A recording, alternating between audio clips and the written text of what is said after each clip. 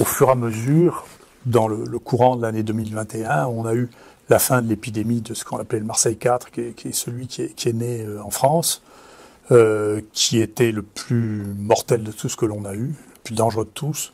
Ensuite, on a eu le Yucca, qu'on a appelé ultérieurement le Alpha, qui était déjà moins mortel, et puis le Delta, qui était encore moins mortel, et maintenant le Omicron, qui est encore moins mortel. Donc au fur et à mesure, on a l'impression, comme pour beaucoup de virus qui deviennent des virus à transmission majoritairement interhumaine, qu'il se domestique, entre guillemets, c'est-à-dire qu'il est de plus en plus contagieux, et d'abord parce qu'il y a beaucoup de porteurs sains qui sont invisibles. Il atteint les enfants, ce qui n'était pas le cas avant. Là, les enfants sont atteints et sont contagieux. En revanche, il est très peu dangereux. Il y a moins d'hospitalisation, moins de réanimation, moins de morts. Nous, sur près de 2000 cas maintenant, il y a eu un seul mort, qui était quelqu'un de très âgé, et qui plus est avait reçu 3 injections vaccinales. Donc c'est la deuxième question autour de l'efficacité vaccinale. Ça veut dire que petit à petit, je pense que c'est un bon terme, petit à petit, ce virus se domestique. Mais ce qu'il faut garder présent à l'esprit, c'est qu'il ne s'agit pas exactement des mêmes virus. Le Omicron, ça n'est pas le Delta, ça n'est pas l'Alpha, ça n'est pas le Marseille 4, ce qui explique qu'un certain nombre d'études, et en particulier, je reviendrai dessus, sur les études vaccinales, sont obsolètes parce qu'elles rapportent des protections vis-à-vis de virus qui ne sont plus là et qui ont été remplacés par d'autres virus. Et pour les vaccins en général, quelle est la preuve d'efficacité que l'on a? J'ai toujours ici sur mon écran, que je regarde tous les jours, la situation sur le Johns Hopkins, et on ne peut pas dire que l'on voit où vous avez 3 courbes à droite, là c'est la France en l'occurrence, en haut le nombre de cas, en dessous le nombre de morts, alors c'est pas la même échelle, hein, et en dessous le nombre de vaccinations. Donc on ne peut pas voir qu'il y a un contrôle de l'épidémie par le vaccin. Et c'est le cas dans pratiquement aucun cas d'utilisation des vaccins ADN ou vaccins ARN, il n'y a de contrôle d'épidémie. 0. Donc c'est juste pas vrai. Voilà. Peut-être à cause des variants, peut-être parce qu'il y a une poussée d'infection juste après la vaccination. Et donc, il y a une réflexion à avoir, mais en tout cas, pour l'épidémie, ça ne contrôle pas l'épidémie. Mais vous voyez, en tout cas en France, dans un certain nombre d'autres pays, il y a plus de cas, mais il y a moins de morts proportionnellement. Cette efficacité n'est pas totale, mais elle est relative. On ne sait pas encore ce qu'elle est vis-à-vis de Omicron. On verra bien. Mais en tout cas, dans les variants précédents, il y avait une protection relative contre la mort et contre le passage en réanimation, qui a été établi dans plusieurs endroits. Nous, on a trouvé la même chose. Hein. Donc, je crois que c'est réel.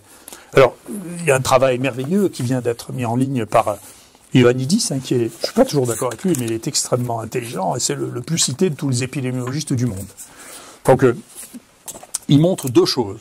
Et une chose sur laquelle je reviendrai, qui est que les pays riches ont plutôt moins bien géré cette épidémie que les autres. Ils ont plus de morts. Et c'est significatif. Voilà.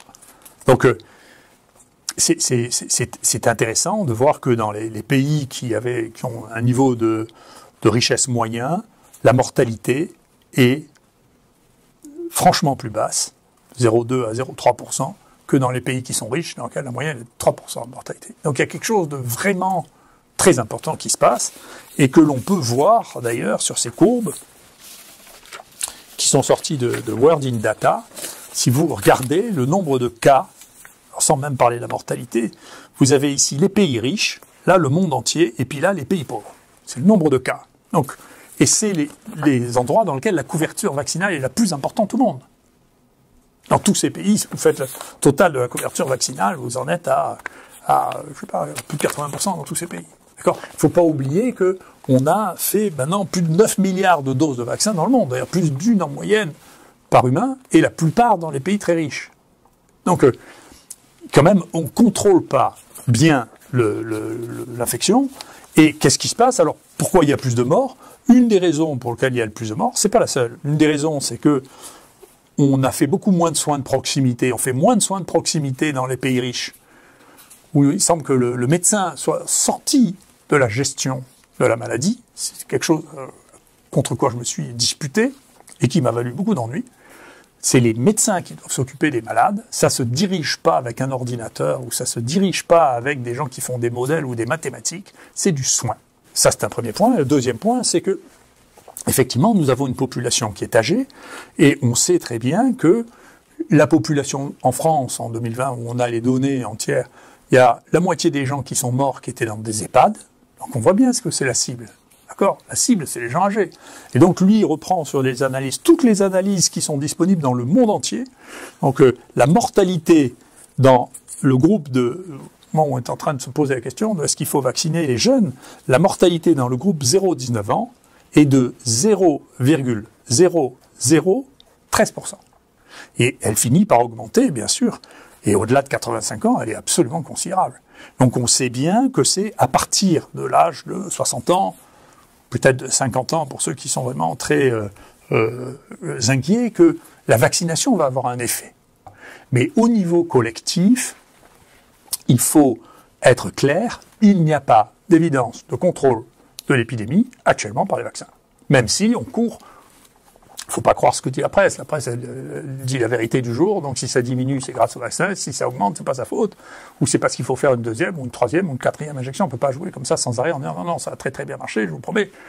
Non, globalement, et d'ailleurs, d'une manière intéressante, je vous rappelle les déclarations de l'OMS, clairement, maintenant, l'OMS dit, vous savez, il n'y aura pas de contrôle de cette épidémie par la vaccination, 1. 2, la vaccination chez les enfants n'est pas justifiée. C'est pas moi, pas tout seul à le dire, c'est ce que dit l'OMS aussi. Pourquoi y a-t-il maintenant une discordance entre ce que les gens disent et ce que vous dites vous, ce que vous affirmez vous ? Moi, j'ai peu d'affirmations. Moi, ce qui m'intéresse, c'est l'observation. Mais je suis d'accord, il y a un effet de conviction qui a été, d'une manière intéressante, dans le journal de la Nature, le directeur du Centre national de recherche médicale des États-Unis a été interviewé.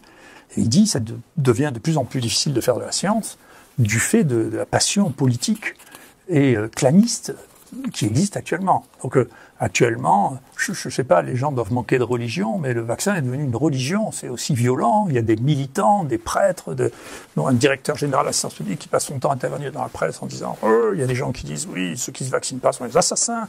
Donc on a l'impression qu'une guerre de religion qui est apparue, mais attendez, il s'agit juste de regarde, est-ce que les choses marchent pas, on peut avoir des espoirs, on a le droit de changer d'avis. Il en a été de même de l'hydroxychloroquine. Comment est-ce possible qu'il y a un travail qui vient de sortir sur des praticiens hospitaliers français, plus de 400 praticiens hospitaliers français, en leur demandant s'ils avaient utilisé l'hydroxychloroquine dans le Covid. 1 sur 2 qui dit oui, et en particulier les gens qui l'avaient déjà utilisé pour d'autres indications. C'est très utilisé pour les maladies inflammatoires, le lupus, la polyarthrite rhumatoïde, ou ceux qui avaient une expérience avec les maladies tropicales. Du jour du Lancet Gate qui sort, communiqué sort le vendredi, le ministre dit le samedi, on arrête tout, de ce jour-là, plus aucun n'a prescrit. Et on sait que c'est un faux. Et ça donne une réflexion sur notre société, c'est-à-dire on peut manipuler le monde entier avec quelque chose dont on sait que c'est un faux. C'est incroyable. C'est inouï. C'est un truc, il n'y a pas un espion qui espérerait faire un truc pareil. Comment c'est possible ? C'est incroyable. Et là-dedans, vous avez le président du conseil scientifique, qui est d'ailleurs aussi le président du conseil d'éthique, du comité d'éthique, qui conseille au président du conseil scientifique, qui est le même, qui conseille au ministre, ce qui est quand même un conflit d'intérêts, mais un conflit de compétences qui est maintenant devenu typique de ce pays. C'est incroyable. Qui lui dit non, il n'y a pas de problème, vous pouvez vacciner les enfants. Et c'est le même, ce même garçon que je connais bien. J'ai été surpris. Je me demandais ce qui lui donnait une telle compétence. Donc j'ai regardé sa bibliographie. Il avait fait 5 papiers sur l'hydroxychloroquine. Il n'avait jamais remarqué, sur 5 publications internationales, avec plusieurs centaines de cas, qu'il y avait le moindre accident cardiaque. C'est étonnant. Donc vous voyez bien que la différence, elle n'est pas entre moi et les autres. Elle est dans cet enthousiasme, la réalité n'a plus d'importance. C'est de la conviction.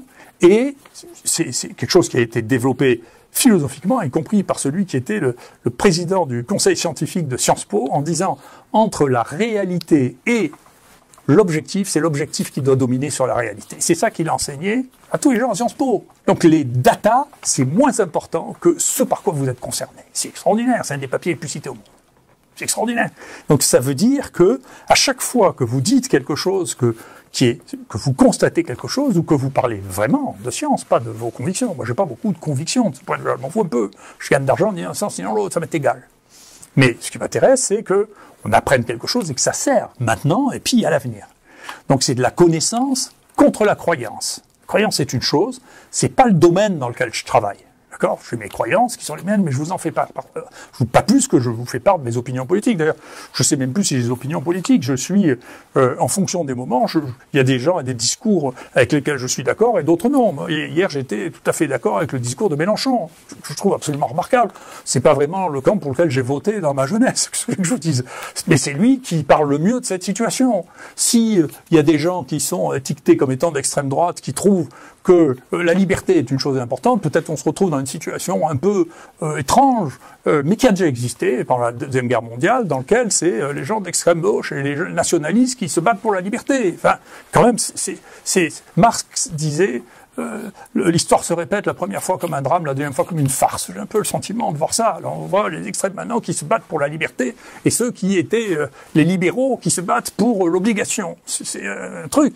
Et ça revient à la même histoire que racontait Voltaire. Excuse, quand il parlait des Anglais et de la balance, quand vous regardez le vaccin sur le site de la santé publique anglaise, il commence en disant ça ne fait pas partie des mœurs de l'Angleterre de faire des vaccinations obligatoires. Donc il n'y a aucune vaccination obligatoire en Angleterre. Donc ça n'est pas de la science, la vaccination obligatoire, c'est une vision du monde dans lequel les gens doivent obéir parce que je sais que c'est bon pour eux. Et ça, il faut faire attention parce qu'on sait où ça mène. Quand on croit qu'on sait ce qui est bon pour les gens, malgré l'évidence, quand on n'est plus capable de distinguer les faits de ses propres opinions, alors on est parti dans une affaire dangereuse. Et donc, il faut faire attention. Ça va avec cette idée qu'il faut censurer ce que l'on voit. À chaque fois que quelqu'un commence à rapporter des données qui ne vont pas entièrement dans le sens du courant officiel, il faut censurer ces données, que ce soit par un moyen ou par un autre. Et moi, honnêtement, ce qu'on a subi avec l'IHU ces derniers temps, c'est une tentative de censure. C'est d'empêcher de faire ce que je suis en train de faire. De rapporter des données et d'essayer de m'empêcher de les rapporter. Pour l'instant, écoutez, je suis toujours là et je pense qu'il faut que nous soyons très attentifs. Attention, cette crise révèle des tentations qu'on a déjà vues dans le passé d'imposer, comme par les religions, comme par les religions politiques du début du XXe siècle, un point de vue unique en étant sûr d'avoir raison. Personne n'a raison entièrement.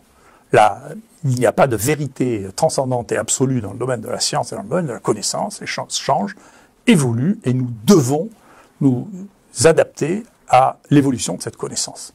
Et ce qui amène à penser qu'effectivement, quand on est, je le répète, c'est ce que j'ai dit depuis le début, quand on est face à une maladie nouvelle, de prédire ce qu'elle va devenir, c'est de la sorcellerie.